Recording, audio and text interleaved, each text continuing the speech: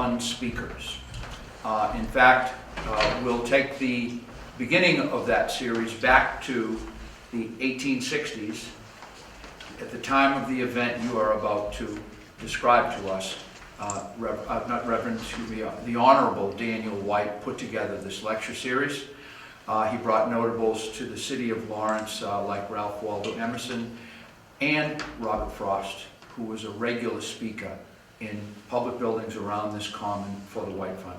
So you're in very good company, and we'd like to welcome you as the latest White Fund speakers as part of a very long series. Well, thank you. I just want to introduce myself and the organization and the people that are participating. My name is Dan Gagnon. I'm one of the directors of the Lawrence Civil War Memorial Guard. In my real job, I actually do programs. I'm a park ranger, so I'm used to talking to the public about history. And I do it on my hobby. It's kind of strange too. So, we have over here is Joe Bella. He's also on the board. He's actually the secretary for the Lawrence Civil War Memorial Guard. And then Sean just took off. Sean is the treasurer, and Beth is one of the directors. And the president right here is Larry, and Larry will be doing the presentation here. Tell you a little bit about our organization before we actually start. We're founded how long ago? 1993. 1993, and our mission is to honor those who served in the Civil War from Lawrence, and we do that in a number of different ways. We maintain a website and Facebook presence to let people know about some of the history of the Civil War. We also do presentations. Mostly we do is the 6th Massachusetts, because the uniform we're portraying is the Company I 6th Massachusetts, which is from Lawrence. We go into schools. We do presentations in schools and parades, and we're kind of the unofficial honor guard for the city of Lawrence. So whenever they need someone to show the colors, we're the ones that post the colors for like Veterans Day and Memorial Day ceremony. So we're called a lot to do that, and we've actually done some on 4th of July too. We're honored to be able to do something like this, to be able to share our passion about the history of Lawrence and Lawrence's participation in the Civil War. Just to keep in mind that over 2,000, how many altogether? 2,600. 2,600 serving in all branches of the service, serving just about every campaign, every theater of operation during the war. They played a significant role in defeating the Confederacy and bringing the Union back together. And they were the first ones there. And we're going to talk a little bit about that. So I'm going to kind of turn it over to Larry, and we're going to bounce back and forth. I think I'll have to make some apologies to Ralph Waldo Emerson for tonight. I'm sure he's a tough act to follow. So that basically was the introduction stories. What we're going to do is take you back to the end of 1860, just to set the climate. And so what we have is November of 1860. Abraham Lincoln is elected president. He's on a Republican anti-slavery ticket. The next month, South Carolina secedes. And then over the next couple of months, 6 more of the states secede. Eventually 11 of them will secede and form the Confederacy. And of course on March 4th is Lincoln's inaugural address in 1861. So, next slide. Okay. So, Massachusetts response. In January of 1861, as the southern states were seceding, there's a militia group called the 6th Massachusetts Volunteer Militia, of which there were 2 Lawrence companies involved. What they did was they offered their services to Governor Andrew, who was newly elected in Massachusetts. And because they know that war clouds are brewing and something's going to happen here very, very shortly. So, in any case, the April 12th and 13th, as everybody knows, Fort Sumter is attacked and surrenders. It gets evacuated on the 14th. And one day later, April 15th, Lincoln calls for 75,000 troops for 3 months service to suppress the rebellion, so to speak. And on that same day, the 15th, the old 6th Mass Volunteer Militia is called into service to Boston Common. Now, the 6th is scattered across 4 counties, Essex, Middlesex, Suffolk, and Worcester. So it takes a couple of days to assemble all the companies in Boston, but by the 17th in the afternoon, they're on their way to defend the capital. And of course, as they pass through the northern cities in wildly enthusiastic crowds, as they approach, as they get into Maryland and approach Baltimore, the mood certainly changes.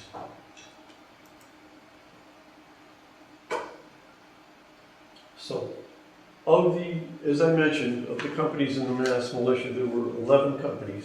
2 were from Lawrence, Company F and Company I. That would be Captain Chadbourne, Captain Pickering. And basically their ranks were farmers and merchants, shoemakers, I mean, there were police and firefighters, etc. So I think the fellow on the left, Albert Dane, he was a 20-year-old soldier living in Lawrence. The fellow in the middle is Benjamin Watson. He was a postman, former postmaster of Lawrence, 34-year-old. He was also a lawyer. And the fellow on the right is George Kent. He's a 20-year-old shoemaker.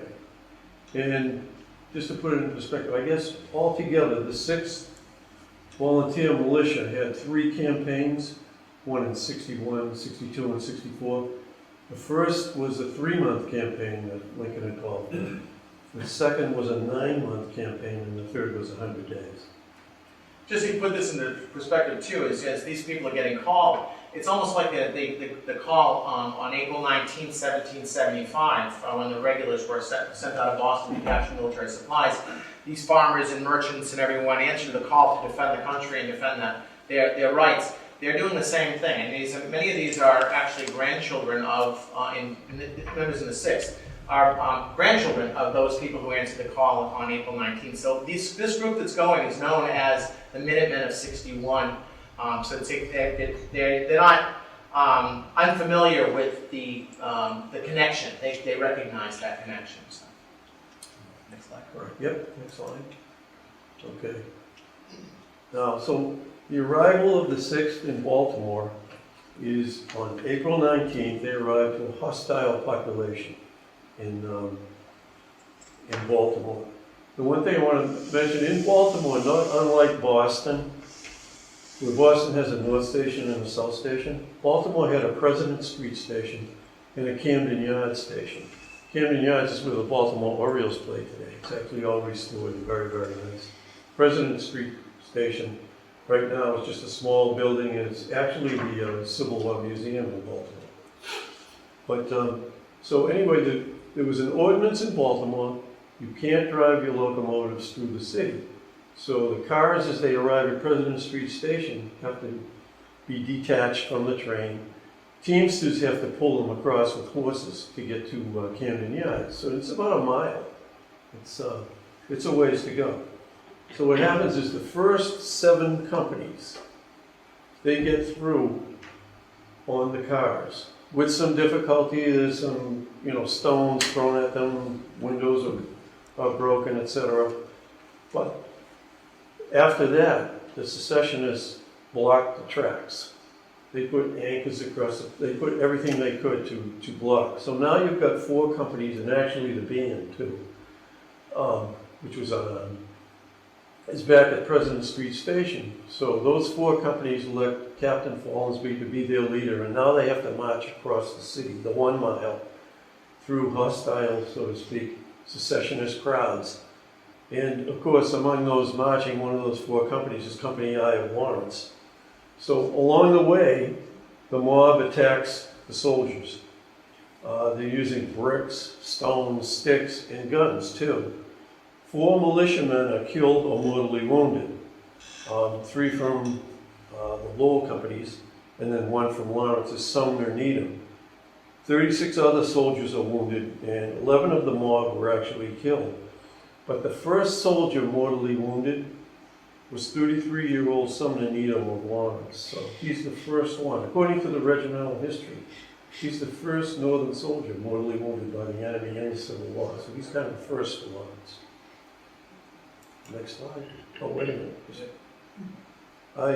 Before I talk about the letter, there's a story. You've heard during the Civil War that some of the soldiers had premonitions. Well, Needham had one. He actually turned to his friend, James Knights, and said to him, we shall have trouble today and I shall not make it out alive. Promise me that if I fall, my body will be returned to Massachusetts. So Knights, of course, assures him that it'll be okay, and unfortunately we know otherwise. So It's just a few hundred yards from the railroad station. As soon as they started marching across, that's when they were attacked.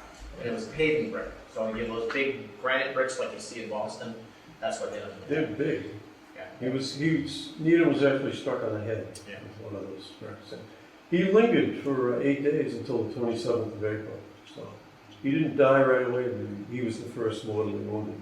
The other three, Ladd, Whitney, and Taylor from the Lowell companies, they were actually killed that day. And one of them was only, little Ladd was only 17 years old. And they were shot and then trampled to death. Yeah. Well, the sixth, one of those four, they never got his body. And we have to tell you that the sixth itself, being a militia, all those companies had different uniforms. Some of them wore gray. Some of them wore the federal, dark blue, light blue. Some wore what we have, with the red pants and the dark blue frock coats. So they didn't have a uniform appearance. When they went to the State House, before they left, the governor issued them gray greatcoats. And also, I think, new muskets. The new I muskets think were new issued in 1855? The 1855 Springfields, yeah. Okay. They were the latest weapons. So they were getting the most modern equipment to go off to defend the Capitol. But they found the 55s actually were not so good afterwards. They weren't so good. Yeah, Yeah. the 61s, etc. The Springfields in 61 were much better. Better mechanisms. Self-collect. Okay, so now the letter. Of course, it's a little bit heartbreaking, but he's writing to his wife. They're getting ready to leave to go to Washington to defend the Capitol. And he's trying to reassure her that, don't worry, I'll see you again. And unfortunately, otherwise, he was mortally wounded and killed. And there's nothing in this letter anywhere that says that he knew his wife was pregnant, because 7 months to the day after April 19th, like November 19th, his son, Sumner Needham Jr. was born. So it's a sad story, a sad family. Next slide.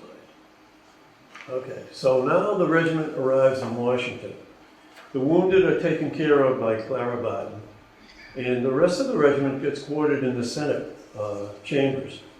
And they were writing letters home, and one of the fellows was saying that, okay, we're writing at the desk of the honorable gentleman who had practiced treason and fraud at the government's expense. That's a quote.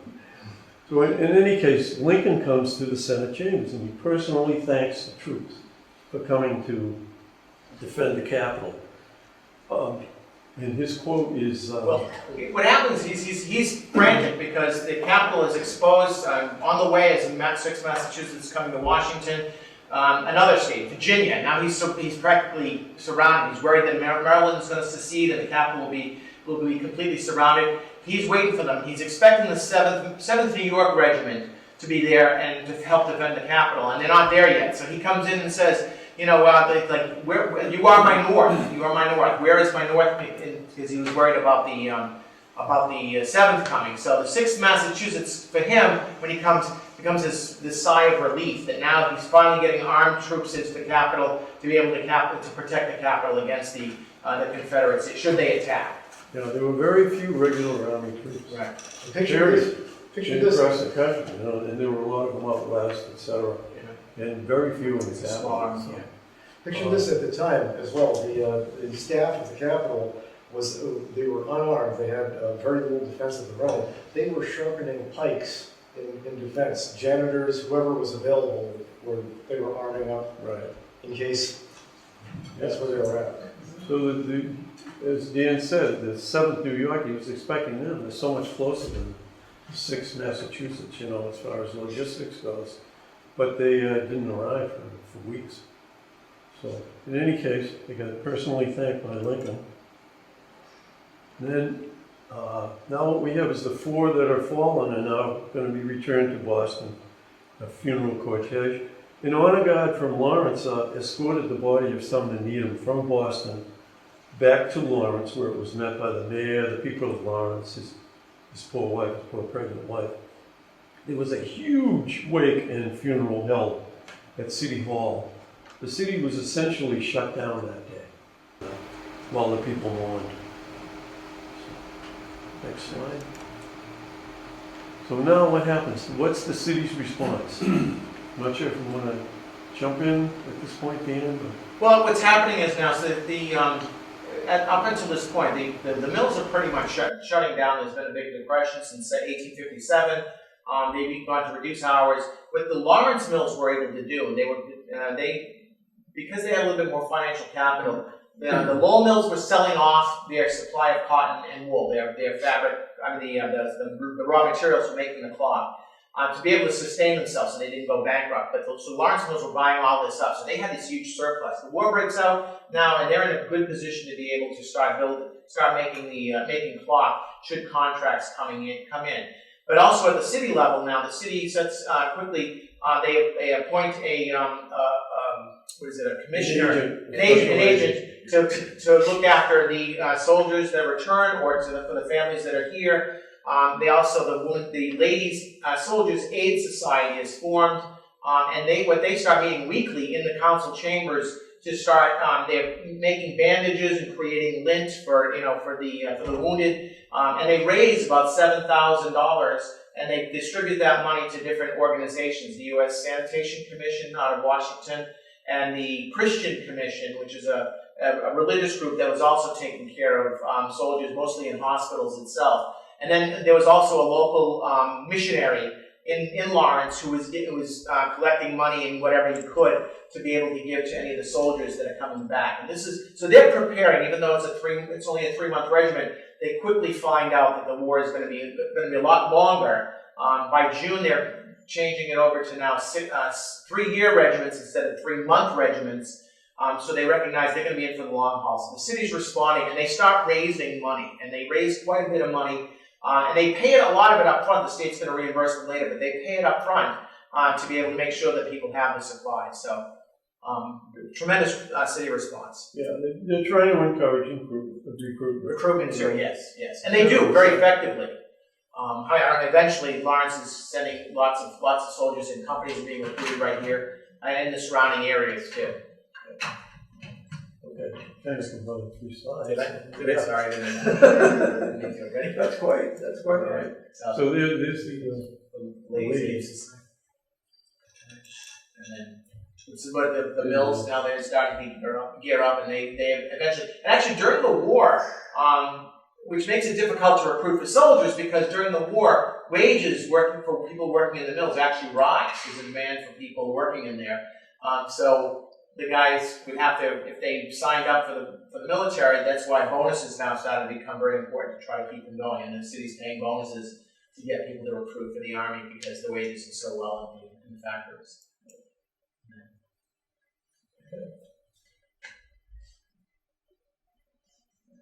So now, as Dan said, men from Lawrence and the surrounding area start to enlist. And of course, the war is not going to be over in 3 months. Officially, there were 15 companies raised in Lawrence, but there were others that had mainly Lawrence men in them, even though they were not officially raised in Lawrence. The 17th Mass had a company from Lawrence. The captain was from Lawrence. And 80% of the soldiers were from Lawrence. The highlighted is the ones we're going to talk about. Yeah. Okay. Now we'll. So these men fight in almost every major battle. The ones that are highlighted in yellow will probably be. These are the ones that will be mentioning the Lawrence guys' connections to these particular battles. But they were in just about every major battle except for the far west, I think. That's probably the only exception. And they were also in the Navy, the naval battles as well. So next one. So the first significant action that Lawrence is involved in, or they participated in, was one called Ball's Bluff. It wasn't as bigger battle as the ones that were later fought. But it was significant at the time.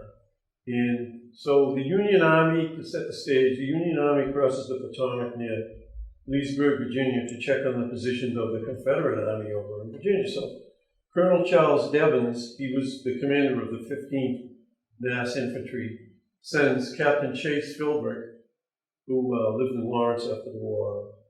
He sends him to, and approximately 20 men to reconnoiter the enemy positions.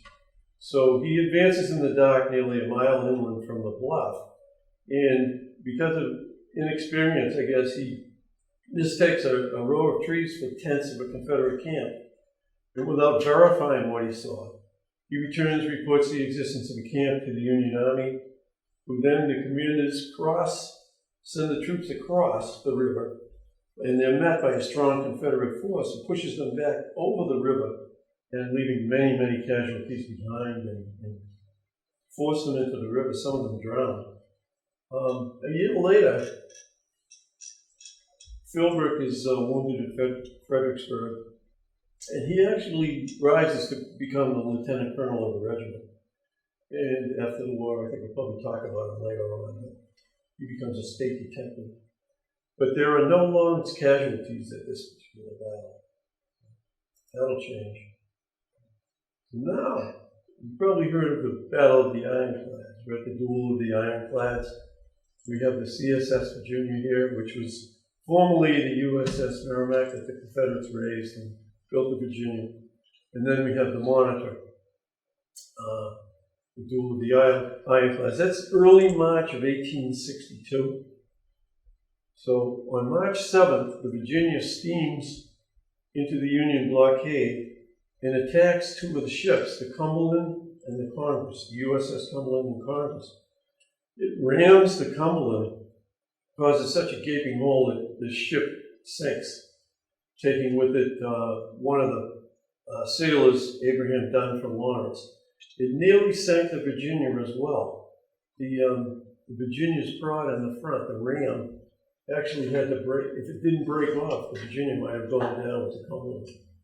But the other Lawrence men that were aboard the Cumberland survived, including a U.S. Marine, John Bunker, and a couple of more seamen, Michael Hickey and James Marlowe.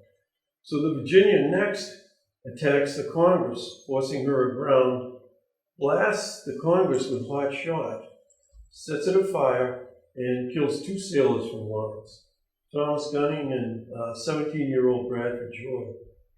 Then it goes after the Minnesota. The Minnesota runs aground trying to escape, but because of the tide and the late hour, the Virginia couldn't reach her. So the Virginia steams away, I guess to probably retool or resupply, and it's going to come back the next day and finish off the Minnesota.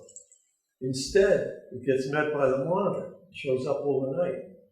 And then the famous battle, the Duel of the Ironclads, occurs.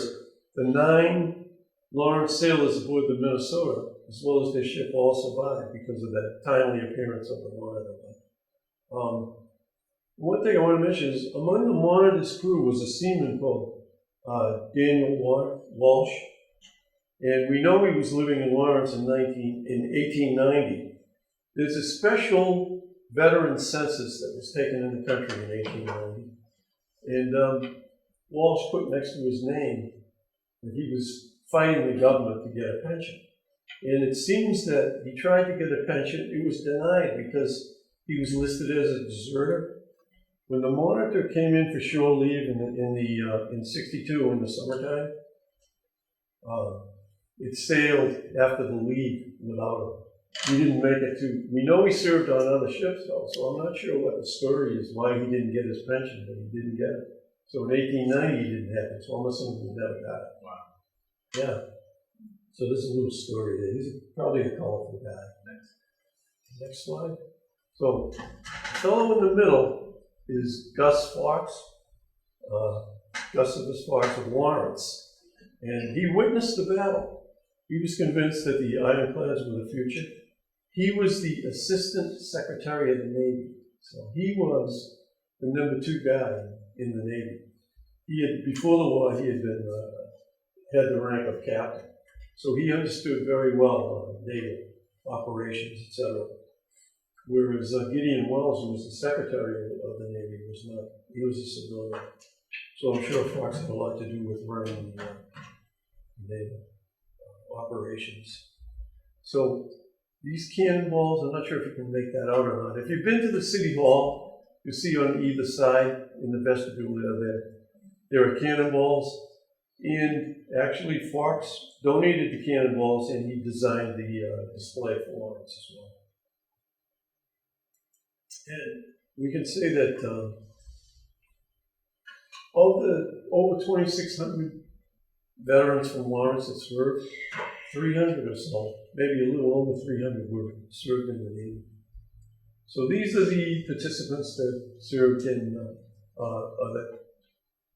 Battle of Hampton Roads, participants from Lawrence. And you can see these three that were killed in action.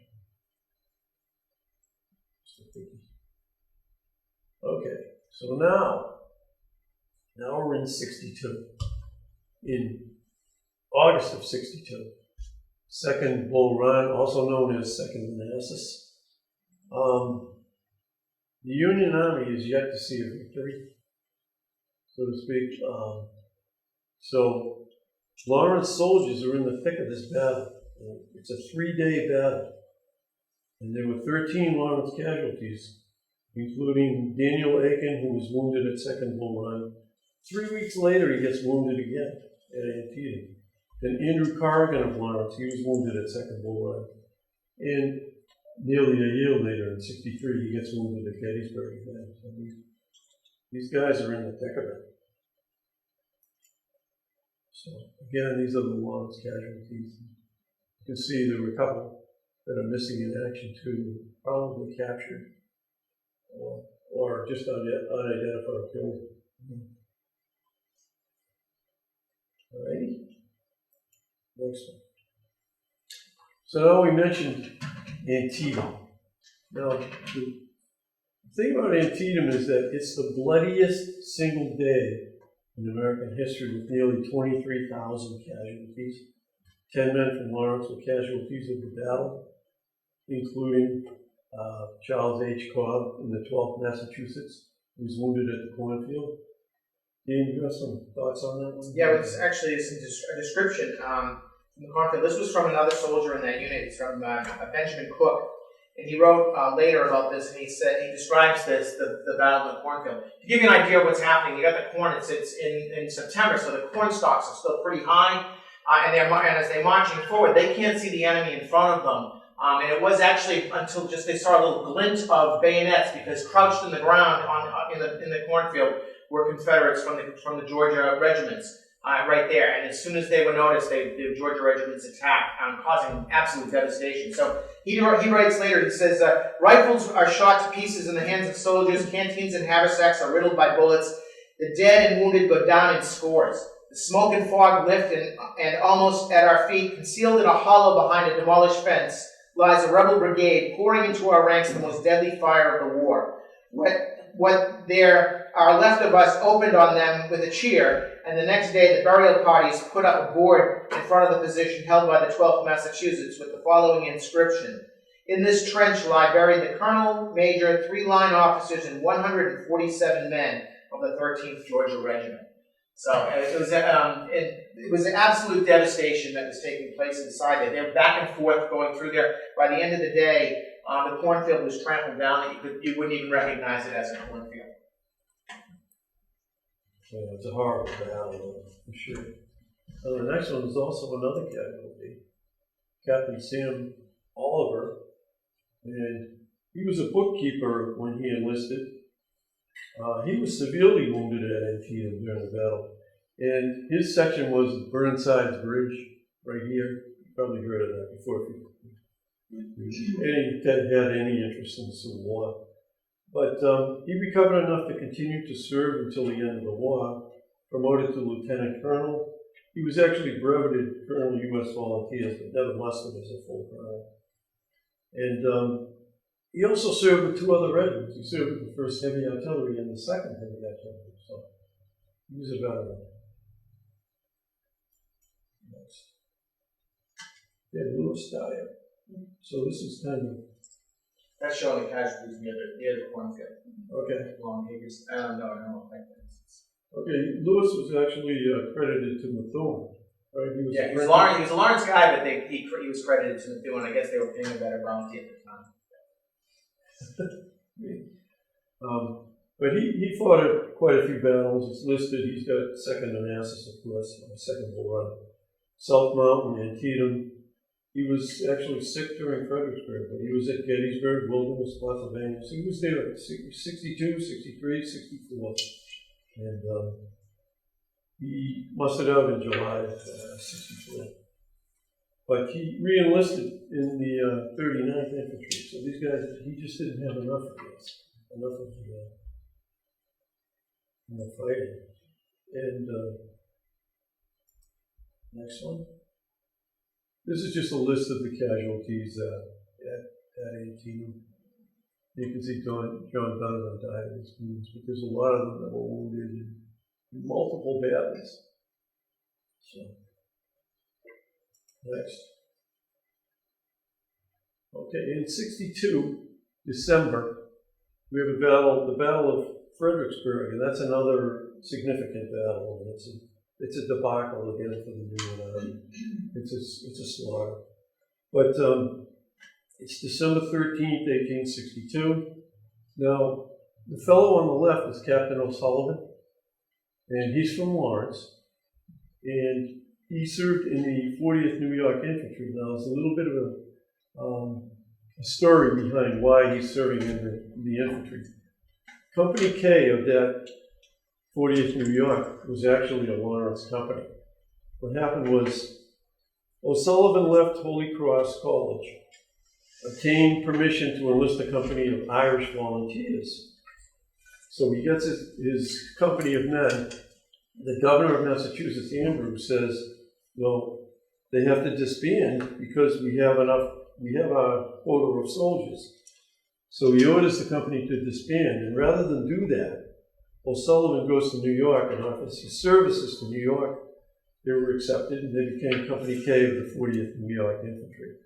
Now they served at the Battle of Fredericksburg, and in fact, Captain O'Sullivan was killed there. The battle is a disaster for the Union. There are 13,000 casualties, 3 times as many as the Confederates, and 5 Lawrence men gave their lives at Fredericksburg.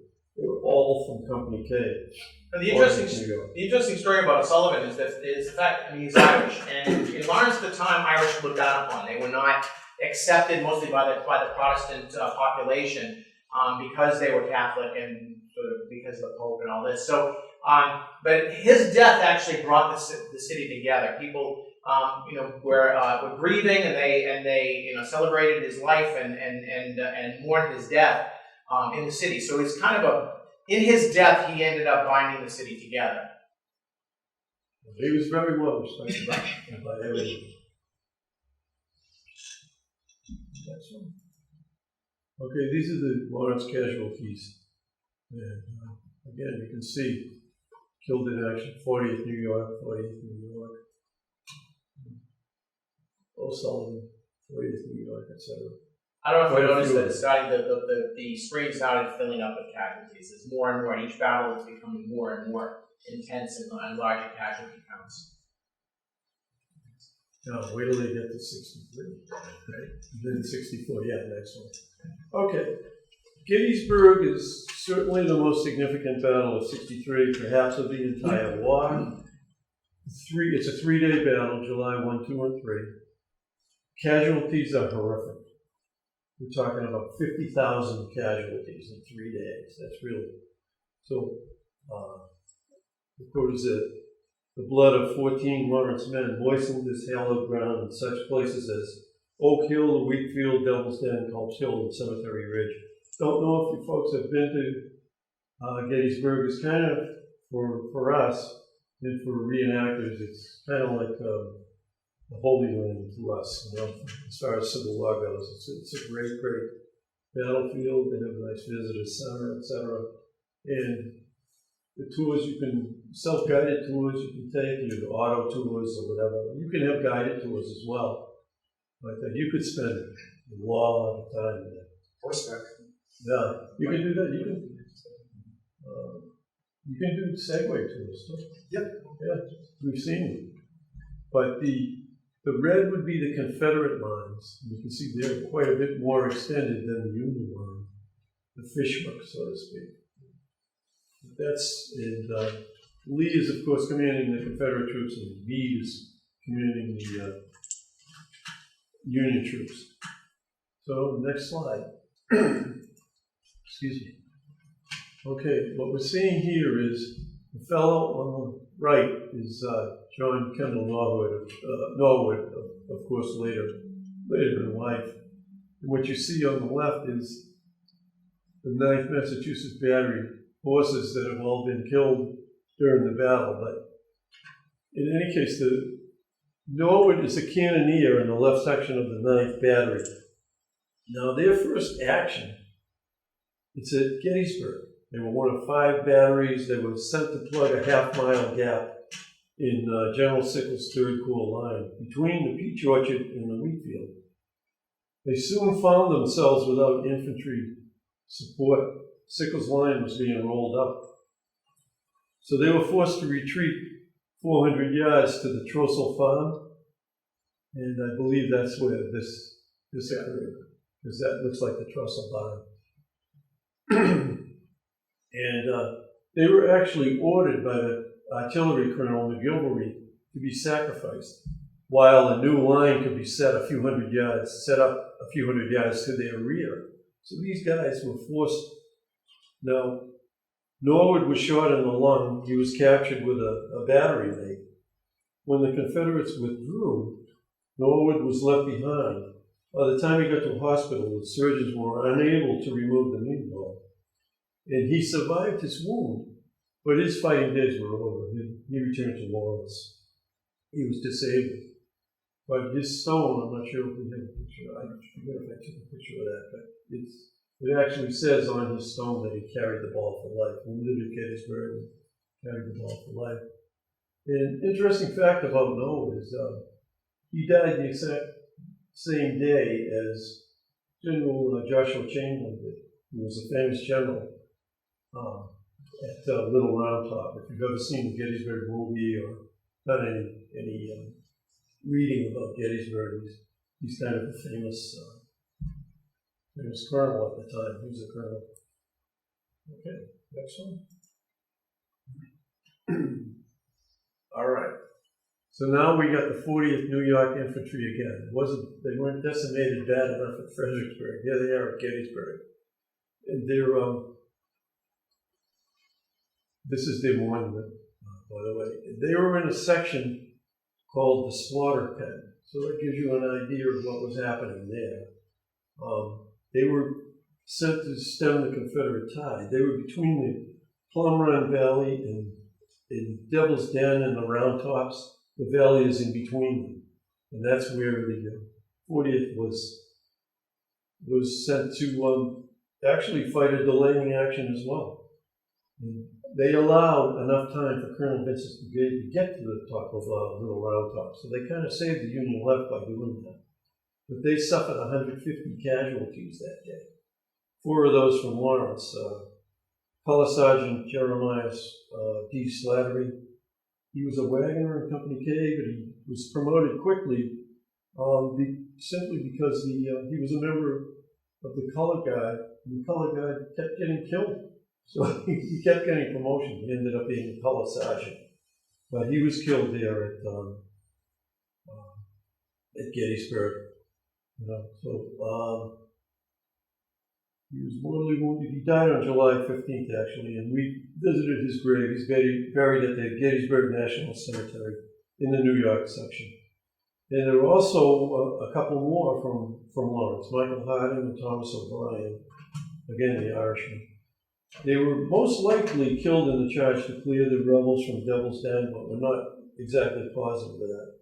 And then there was another sergeant in Company K, John Curtin, who was wounded during this battle.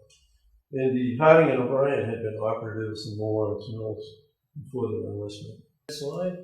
This is the Lawrence casualties at Gettysburg. And it identifies where, either the wheat field, the slaughter pen, Oak Hill, some of the places that we had mentioned before. And 6 Lawrence veterans, soldiers who died of their wounds at Gettysburg. Okay, next.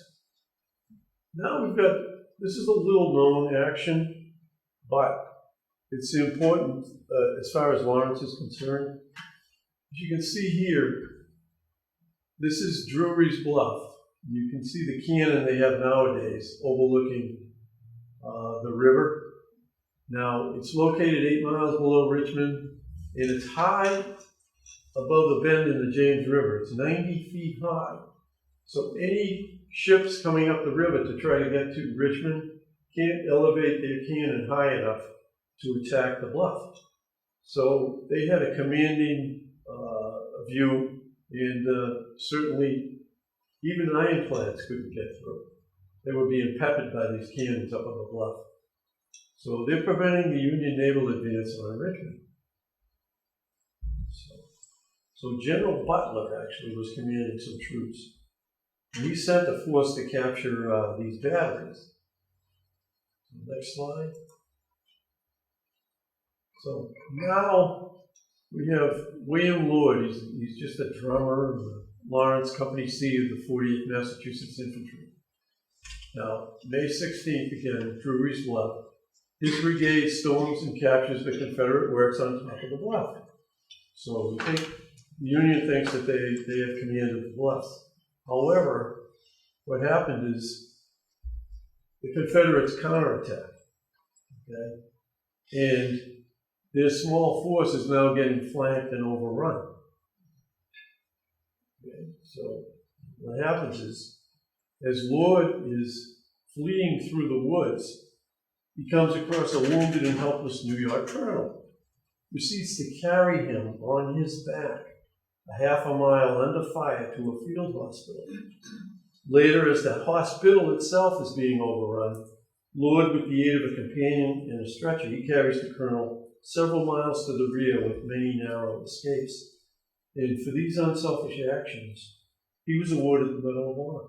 And he's the only Lawrence man who was ever awarded the Medal of Honor, no matter what war he served. And it happened in the Civil War. Next. All right. Now we've got the big. Okay. This is, as far as local history is concerned, this is a big. The 1st Massachusetts Heavy Artillery was recruited in mostly in the Merrimack Valley, but it's known as the Essex Regiment, and it was as early as June '61, and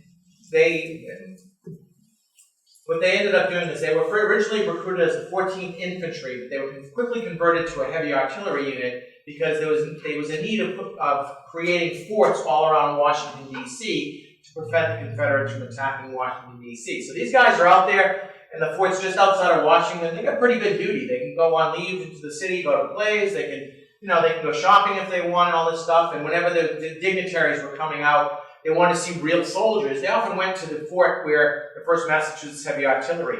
Many of the guys writing letters later saying that they met the president. President Lincoln came out to visit. They met the Governor Andrew, and other dignitaries.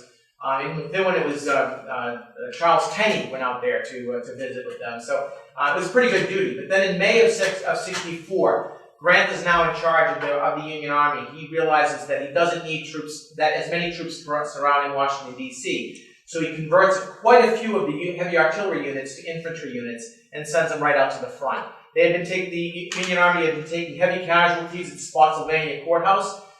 Some guys from Lawrence were the 12th Massachusetts. They had just been decimated in this thing. And as these guys are arriving into, getting put into position in Spotsylvania, they're seeing the ambulances coming back from the battlefront. And they're being taunted by these guys, these veterans who were wounded. They're saying, oh, we got new blood going to the front line, and you're going to be just like us in a day, and all this. And so these guys, even though they've been in for 3 years, they're green soldiers. And they set up on one of the flanks, the right flank of the Union Army. They're protecting mostly the supplies, not expecting to really be engaged. But the next day on May 19th, the Confederate Army tried to do a flank to find out what the weakness was on which side of the Union Army, and they ran dead into these guys, and intense fighting took place inside there. And some of the letters give such a tremendous description. I like to let them tell the story better than me doing it here. One guy writes, "At that time the smoke was he says, the opening of the fight explained, it was like a stroke of lightning from clear skies. In an instant, the scene was transformed from peace and quiet to one of pain and horror." Then he describes the fight. He says, "At times the smoke was so thick we could not see 10 feet away. We could not see the Rebs, but we knew they were there, for the bullets came thicker. The boys were dropping all around me. George Brickett, who was from Haverhill but living in Methuen at the time, it says, George Brickett of my company fell back on my knee, shot in the head, and died without a struggle. His musket grasped tightly in his dead fingers as I lowered him to the ground. My hands and trousers were covered with blood. The cries of pain from loved comrades, wounded or dying, the rattle of musketry, the sounds of leaden missiles tearing through the trees, and the dull thud of bullets that reached their human marks produced a feeling of horror among those whose ears could hear. It needed but one thing more to complete the scene, and we had not long to wait." So he's describing them in the absolute horror for these guys. This is their first baptism of fire, and they are taking tremendous casualties. And he describes the battlefield afterwards. He said, "The ground was strewed with dead and wounded, and it was a sight that greeted us with the dawn of the next day, when several of us were detailed to bury the dead. A long trench was dug, and the bodies were placed side by side." That's of the Confederates, though. Those of each company and regiment being kept together for as far as possible. A little wooden cross was placed at the head of each with the name and regiment, if known, and then the earth was quietly replaced with no noise, no speech, no ceremony, whatever. Many a brave fellow had we laid away that day. And the Confederate Army wrote later about the description, and they were absolutely amazed at the way these guys fought, because they had been taught to fight the old way back in '61 when you stood shoulder to shoulder and fired in volley into the enemy. By '64, the Union Army got smart and realized you go to ground and you hide behind whatever you can as they're firing at you. These guys didn't get the message, and so they're standing up in their uniforms. And one guy says that what amazed me most was their clean white shirts. That's how I knew that they had come to the front lines, because most of the Confederates and the other Union armies had been in the field for so long that their shirts were such a dark gray they were almost black. The other thing too is Grant needed the fresh troops. These heavy artillery regiments were as big as brigades. Yes. They were huge. By this time, Yeah. I was going to say, by this time a regiment, which is normally about 1,000 men, were mostly, if you could field 200 men as a regiment, you were lucky. These guys were heavy regiments because they were heavy artillery. They had more men in it. They came to the field with 1,200 men, so which is the equivalent of a brigade by this time of the war. So that's why he impressed them, as infantry. Yeah. Okay, next line. Okay, we have, again, we're talking about the Battle of Harris Farm, the tail end of Spotsylvania. On the left is Major Frank Rolfe from Lawrence. He was an overseer in the mills before the war. He became a major in the heavy artillery during the war, but he commanded the Merrimack Valley Battalion, which was comprised of Company B of Methuen, Company H of Andover, and Company K of Lawrence. He was killed during the battle on May 19th. Of course, like Dan said, that was the regiment's first time under fire. They behaved very, very like veterans. One kind of romantic account said the major was pierced by 11 bullets, but I think the more reliable story is that he was struck by a bullet while he was on his horse. And supposedly he had just told the sergeant to have the boys fall back behind the hill. He's buried in the old yard section of the old Bellevue Cemetery in Lawrence. Then you have Private George Kent, and Sergeant Spofford, Edwin Spofford. They were wounded that day. These two guys were with Needham in the 6th MBR march through Baltimore. So, total casualties of the regiment that day were nearly 400, just of that one regiment. 55 killed, 312 wounded, and 27 missing. That's a debacle. That's a crazy, And historians, crazy number. historians said this was a minor battle. Right. Okay, now we're moving right along. Now we've finished up in May 19th. Now we're into June. Petersburg, it's kind of like Cold Harbor runs into Petersburg. And we have Captain Joe Kimball and Corporal Joe Moore. This is Captain Kimball. He used Lawrence Company F of the 1st Mass Heavy Artillery. By all accounts, he was a very brave man, loved by his men. And one of the stories about him was that at Cold Harbor, his men were being pinned down by a Confederate sharpshooter and begging the colonel. And finally receives permission to go after the sniper. After a while, he comes back with the sharpshooter's knapsack and rifle. So the captain also had an underside. He had one of his men, Corporal Joe Moore, was killed on June 16, 1864, in a charge at Petersburg. Captain Kimball was crying. He said, "What am I going to tell his mother? I told her I would take care of Joe, and now he's dead." We don't know. The captain was killed himself 6 days later at the Weldon Railroad. And whether or not he wrote to Mrs. Moore explaining her son's death isn't known. But later in October of that year, a huge funeral was held in Lawrence for the captain. He was well loved by everyone. Now we'll move on. Excellent. Okay. Now you've probably heard of Andersonville being one of the worst of the prisons during the Civil War. It was a Confederate prison. It was built, it opened in February of '64, but it was built for 10,000. It actually held more than 33,000 men. And put it into perspective, that was on 16.5 acres. That's 1 acre less than the Lawrence Campanile Common. And you stick 33,000 prisoners there.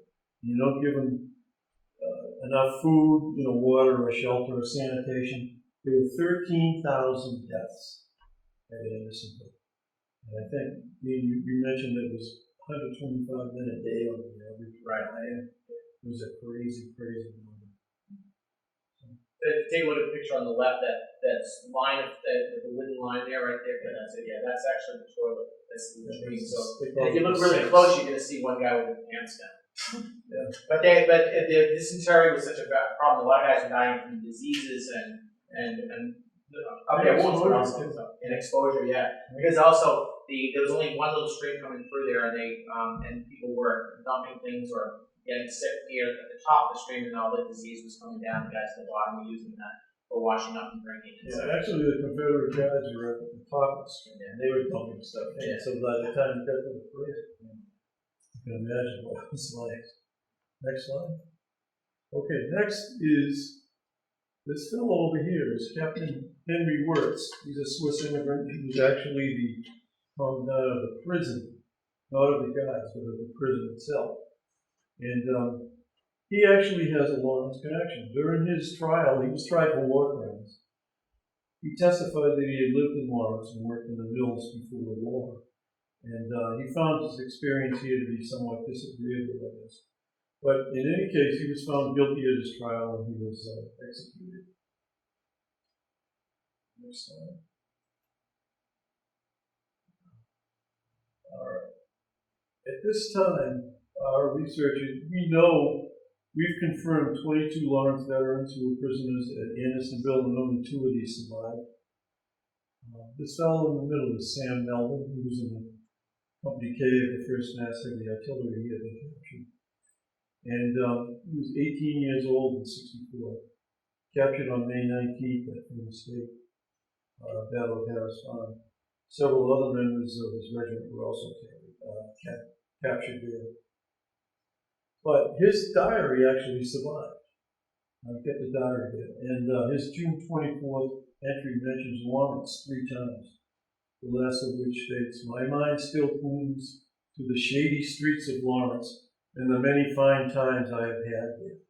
But of course, he never saw Lawrence again. He died in Andersonville on September 25th, 1864. And this is picture of his grave. He's actually buried there at the cemetery.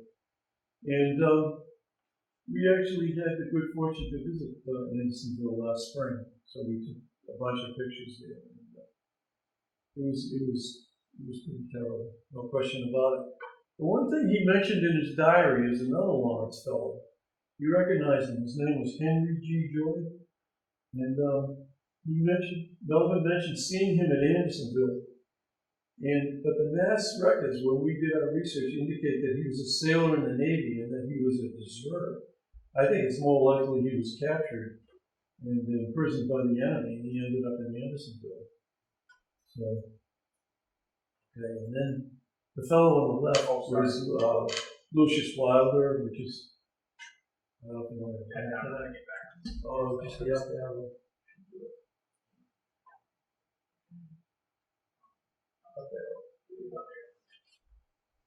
So this fellow here is Lucius Wilder, and I have some notes here. I don't know if you can, Dan, but he's your guy. So. Yeah, It says here, eyes blue, hair brown, complexion light, was 5'6". He received a $325 bounty. He was a 19-year-old laborer, residence in Lawrence, but he enlisted at Methuen as a private, and he mustered out in '65, so he survived and he was exchanged. He was with the 1st Massachusetts Heavy Artillery. He writes about his experiences in the war also, in original history. Yeah, so he was wounded at Spotsylvania, Battle of Harris Farm. Yeah, it says he was exchanged. He was one of the lucky ones. He made it to December of '64 and was exchanged. So he was a lucky guy to survive Andersonville. And of course, these are the 22 casualties at Andersonville, and only 2 of them survived. Okay, now the next one, this is an interesting story. George Bardwell, of course, Bardwell is a famous Lawrence name, served in the 4th Michigan Cavalry, and evidently he helped capture Jeff Davis. He was living, I guess, in Michigan. He enlisted as a private in the 4th Michigan Cavalry. He mustered out at Nashville, Tennessee in 1865. But his unit was ordered to pursue Davis as he was trying to escape from Richmond and go south. And I guess they caught up with them around in Georgia, near the Georgia-Florida border, I think it was. And, according to a 1904 account in the Boston Evening Record, an article about the capture said, Bardwell suspected the person in woman's garb, and after a close watch, the wind blew the cloak, and on one of the feet of the suspect was seen a spurred boot. So then Davis was pounced on by Bardwell and his companion, and they placed him under arrest.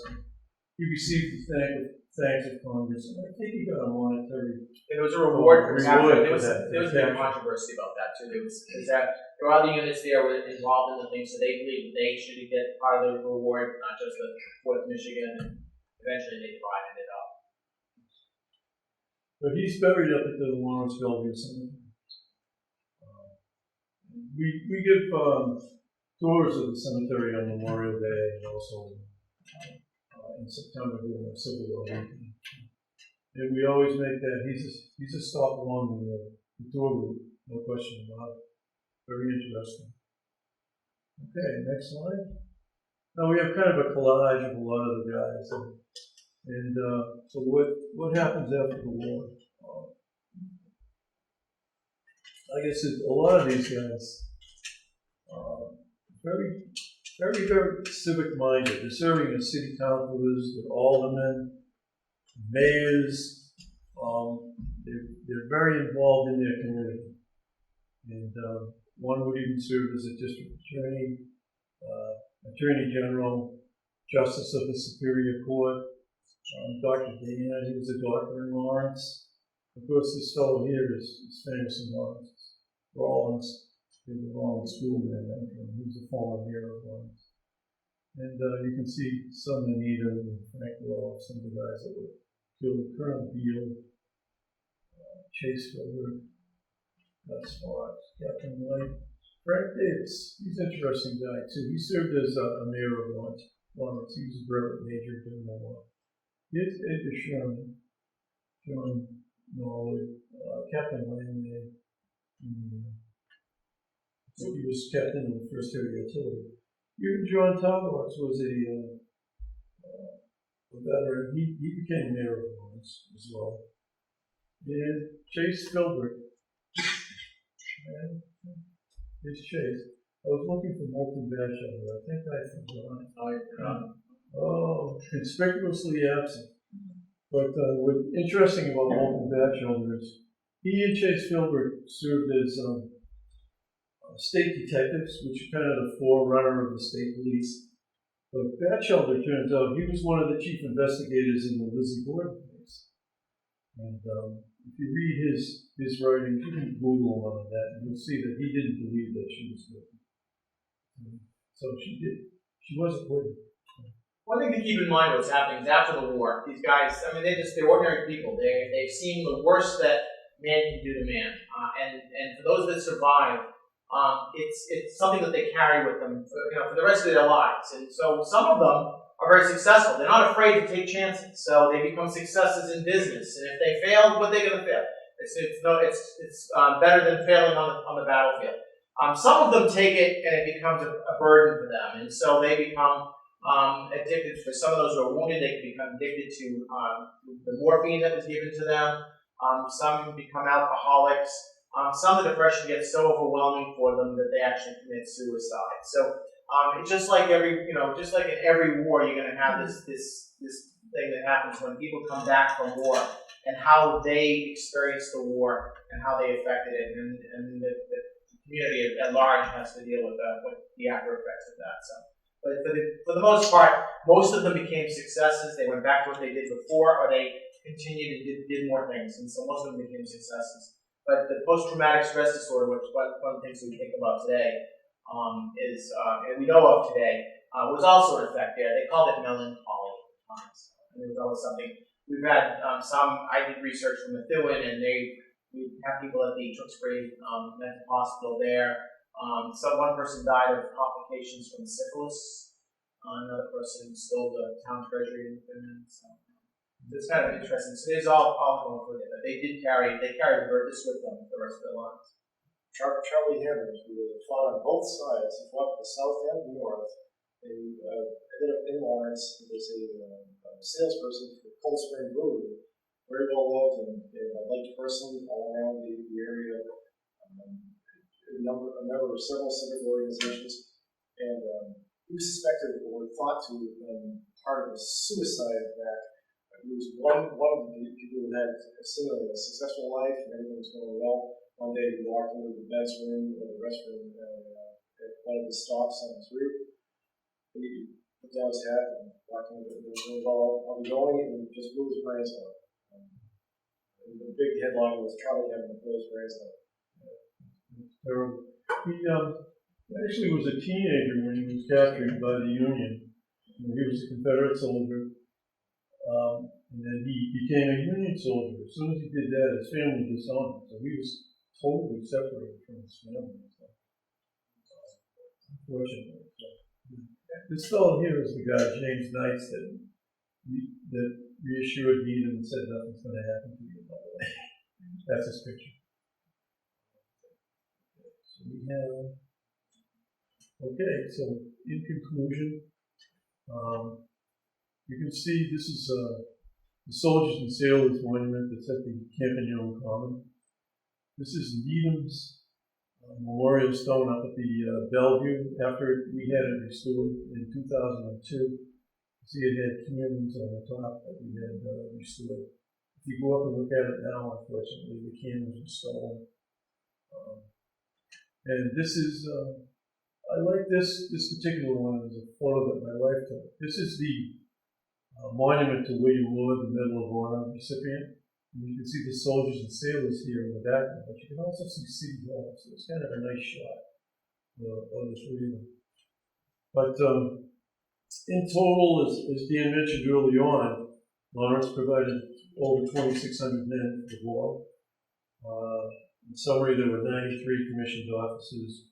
202 servicemen were killed in action or died while under active service. Assistant Secretary of the Navy, Gus Fox, was from Lawrence. The highest ranking officer from Lawrence was Colonel Lorenzo D. Sargent of the 3rd Mass Cavalry. He was a full colonel.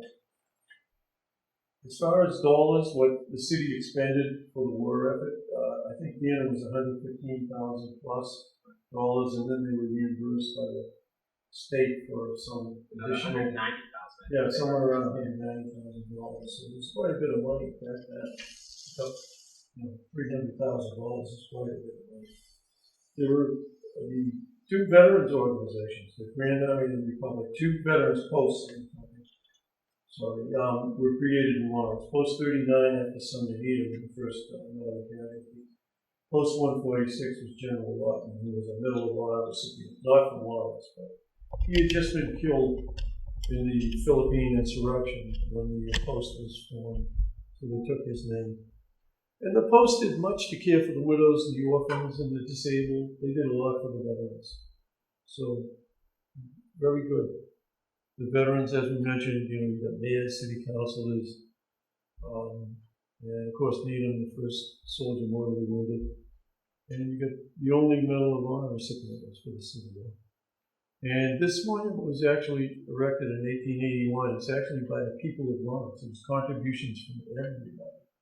But I think it was a monument today. I don't know what that would cost today, but it was only $10,000 back then, which was a lot of money back then. Today it would be really good. Expensive. So now the next one.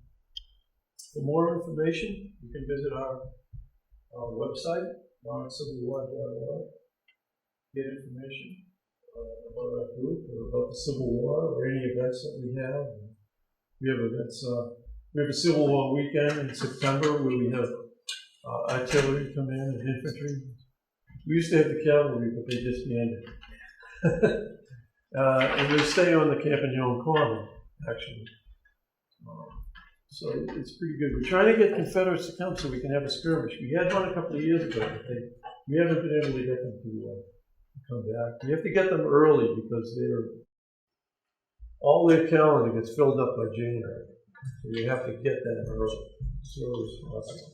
So if you have any questions or anything, just ask us. We also brought some accoutrements to kind of give you an idea of what the soldiers had and of the timeline too. So and the uniforms that people are wearing here, that's the company I's uniform, like you mentioned earlier. They were different uniforms, and according to the records show that they had the blue frock coats with the red pants in the French style, is how they described it, and with a kepi hat. So we're wearing, and the leggings we wear the little gaiters that they have there because as only a 3-month regiment, the first time they're going into the city, they would have been fully equipped like this. Later on in the war, they dropped wearing. They didn't bother with the gaiters because they're just too much to try to put them on. So. I think they were wearing the sash. No, they weren't. Now the sash is a ceremony thing, so I'm not commissioned officers. So, anybody have any questions? Yeah. You mentioned the practice of a state or a municipality equipping the regiment before they shipped out. Did that system of arming and supply continue throughout the war, or was it more centralized as things went on? Early on, it was because there was a sense of pride. So the communities would provide things. Like I could talk from Methuen because I've studied that more, but the local businessmen contributed cloth so they could wear the uniforms and all that stuff. The state contributed the uniform because they wanted to make sure that they presented themselves representing the state when they're going on. Later on, it's now because there's so many men, you get over 1 million men going into war. It's just government contracts and sending the stuff out there and wearing the uniforms that they were given. And they eventually standardized the uniform, so this uniform would not be appropriate. They're dark blue, and then sky blue, light blue pants. Because let's face it, the regiments early on in the war, especially like the battle of the first full run, you had some Confederates in blue, some in gray. You had some Union in gray, some in blue, etc. And because of that, there was a lot of confusion on the battlefield. And also standardized uniforms, because part of the problem was with the 6th Massachusetts, they were out there in the field for 3 months. the uniforms are getting pretty nasty. They have just the one pair of pants, they get pretty nasty. So some of them were replaced. And so they were replaced because they had red uniforms. They gave them the Zouave uniform pants, which are the big balloony ones. So one of the descriptions says that there was a large walk around inside the pants because they were wearing these pants. Yeah, They were not by the uniform. One of them said you could take a week's march. Yeah. So they eventually, by standardizing the uniform, everybody, you know that's the Union Army. They're wearing the blue, and they can easily replace the uniforms as they wear out on the government contracts. Plus, you also have the corporations are really trying to get the contracts, so they're putting pressure on them to keep the uniform. So, but early on, it was a sense of pride for the community to equip their units, their military units, to show a sense of pride for the community. So, even the giving out the regimental flags, and the ladies of the community would oftentimes make the flags. We actually had so much. A lot in the Civil War. Volumes. Yeah, we could do this. We just had to pick and choose. We have some interesting stuff. We have some guys that really have some great stories. Captain Duchesne is one. He's a great guy. Maybe the next time we'll do it. Next time we'll have So as it was, we ran over the hour. Yeah. Any other questions? I mean, we have time, so if you want to ask. Yeah, good. I'm curious, being on the Red Roses Okay. Festival, Heritage Festival Board, you said the new workers that were they get paid more. Their increased wages, yeah. Was that taken away after the war? That I didn't get that far in research. So I was just what I was trying to do in the research was try to find out what's happening on the home front. I wanted to get a sense, because we didn't want to just focus on the war itself, what's going on in Lawrence. And that's all I got. But I'm sure they did. Well, I'm sure as demand, men are coming back from the war, right? Think about it. Men are coming back from the war. They want their jobs back. That puts a glut on jobs availability. So the owners can drop the wages as they go. I mean, I don't have actual statistics, but you see it happen on a lot of different places where they could actually lower the wages because people are willing to take it for less because they need jobs. After the war. And then, of course, as they did the other things with the factories to try to save money. Couldn't help but notice there was a heck of a lot of Irish names. Yeah. And actually, and it's interesting too, because the Irish, some of them have been here for a while, and that's fine. And many of them, that were part of the wave of immigrants that came during the Depression, during the famine in Ireland. But then some of them were coming over, and basically when they arrive, they're enlisted. And in July of '63, the government suddenly calls for a draft because people are not, and this is right after Antietam, they're aware of the casualties, and the newspapers are starting to publish casualties. And so their recruitment is starting to slow down, and each community has a quota of men who have to do this. So the government finally figured, well, what we're going to do is we're going to start drafting people. And so everybody had to reply to the draft. Provost Marshal Corps is established. They're chasing down people who are trying to evade the draft. But the Irish in particular are the ones that seem to be getting the brunt of it. And so in Boston alone, there in the North End, there's one day of riot. And in New York, it's 3 days of riots. And they have to actually pull troops from the front lines to come to New York to keep order. And some of those were Massachusetts troops that were coming in there to keep order, to bring them in line. Because they felt that they were taking more of a burden than others. Because at this point also, you could purchase a substitute to serve in your place. So if you had the money, $300, then you could hire somebody else to do that. Now, in my hometown of Methuen, they did that because the town clerk, Joseph Howe, his older brother, Milton, is serving in the Confederate Army down in Texas. And there may have been a concern, we probably figured that there may have been a concern that they may meet on the battlefield. So Joseph ends up purchasing a substitute for his, so he doesn't have to serve. And there's a resentment of that because the Irish here are dead poor, and so they have to serve. There's nothing about it. So if you're able-bodied, and to serve, it's one of the ways to prove that you serve. You had to be able to bite a cartridge, so they would examine your teeth.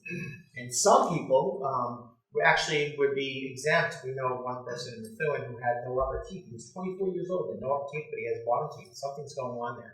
And what I was told is that some guys, what they do is knock out their teeth so they wouldn't have to bite the cartridge, and then that way they don't have to serve. So it's one of the ways, because you can get dentures that are better on the top than on the bottom, so apparently, I don't know. But down. That's what he knocked out. Somebody knocked out their teeth doing that. So there's a lot of. But some guys would, if you're too old to serve, there were a couple of tricks that they would do, which I found was interesting. If you had somebody who was too young coming in there, and at this point the Army is willing to, they're taking anybody, if they suspect them of being too young or too old. They'd ask the question. If they look somebody who's too young, they say, "Are you over 18?" Well, the person had put the number 18 in his shoe. So he would honestly be able to say, "Yes, I'm over 18," because he's standing on the number 18, so he's over 18. And then others who are over the age of 45, they put the number inside of their hat, and they said, "Are you over? You under 45?" And they say, "Yes, I am," because they have the hat as the number 45. They're not lying. I'm assuming Rollins did that because he was in excess of 45. Yeah. So those are the ones that really got home. And in the service and during the Civil War, you had people that were fairly young. Again, I know because I researched in the film, but we in the 1st Massachusetts Heavy Artillery, the captain recruited for Company B. His youngest son, Jerry Payson Bradley, who actually has connections with Lawrence too.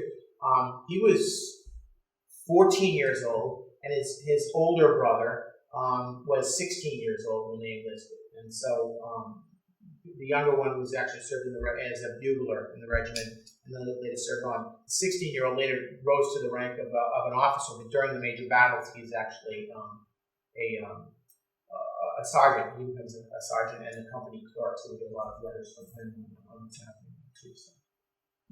That's why I put these over here too. Homefront, these are newspapers from the time, Morris newspapers. You can see some things that they're doing, fundraisers for the troops and stuff. Well, if anyone wants to peruse the news of the day. Any other questions?